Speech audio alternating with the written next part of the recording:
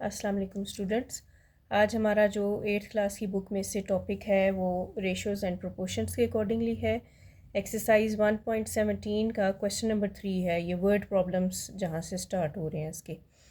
तो इस word problem में ये क्या कह रहे हैं कि if 150 shirts can be stitched on a 6 sewing machines in a day. अगर 150 शर्ट्स जो हैं वो 6 मशीन्स जो हैं, सिलाई मशीन जो हैं 6, वो सिलाई करती हैं एक दिन में। How many machines are required to stitch 225 shirts in a day.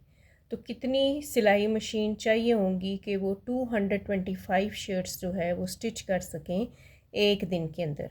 तो इसमें हमारे पास मेन जो दो हमारे पास क्वांटिटीज़ हैं वो कौन कौन सी हैं। एक तो शर्ट्स हैं और दूसरी कौन सी हैं, सोइंग मशीन्स हैं।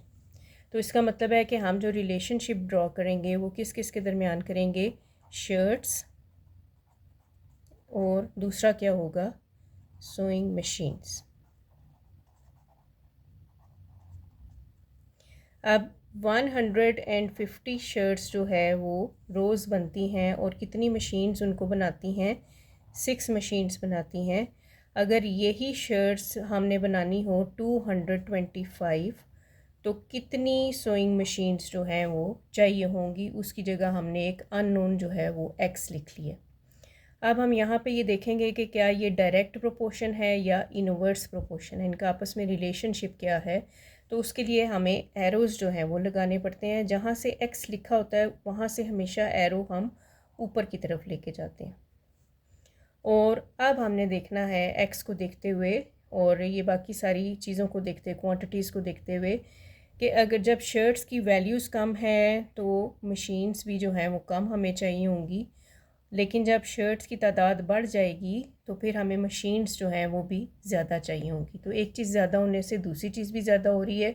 तो इट मीन्स कि ये हमारी कौन सी प्रोपोर्शन है, डायरेक्ट प्रोपोर्शन है। तो फिर डायरेक्ट प्रोपोर्शन में ये वाला एरो जो है, इस एरो के लिहाज से ये वाला एरो जो है ये भी ऊपर की तरफ जाएगा। अब हम इसको लिखने का तरीका क्या है, ये अब हम इसको लिखेंगे x/6 इज़ इक्वल्स टू 225/150। अब हम इसको क्रॉस मल्टीप्लाई करेंगे। x multiply by 150 is equals to 225 multiply by 6। और x अननोन है, x को हम इधर ही रहने देंगे, बाकी जो चीज़ है वो हम ला के यहाँ पे डिवाइड कर देंगे। यानी 150 जो है वो यहाँ आके डिवाइड हो जाएगा। अब ये इजीली 6 और 150 की जो कैंसलेशन है वो 3 के टेबल से हो सकती है। 3 2s are 6 and 3 50 times. Similarly 225 और 50 की कैंसलेशन भी हो सकती है 5 के टेबल के साथ। या चलें अभी 2 और 50 की हम कर लेते हैं पहले। 2 1s are एंड 2 25 टाइम्स। आप 25 और 225 की 5 के टेबल के साथ, 5 5s are, 5 4s are and 5 5s are, 5 1s are and 5 9s are 45। x is equals to 9 machines जो हैं वो चाहिए होंगी कितनी शर्ट्स को स्टिच करने के लिए, 225 शर्ट्स को स्टिच करने के लिए। तो देयरफॉर हमारा जो गैस था, जो हमने पहले एक मेथड किया था कि एरो जो है वो ऊपर की तरफ जाएगा, ये डायरेक्ट प्रोपोर्शन होगी, वो बिल्कुल ठीक था।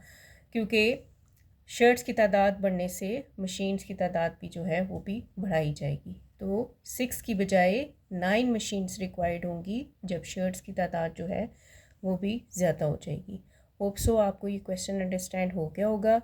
अगर आपने इसी एक्सरसाइज में से और क्वेश्चंस जो हैं वो सीखने हैं तो आप कमेंट सेक्शन में जो है वो कमेंट करिए और पूछिए, मैं आपको और जो है वो क्वेश्चन सॉल्व करके बताऊंगी।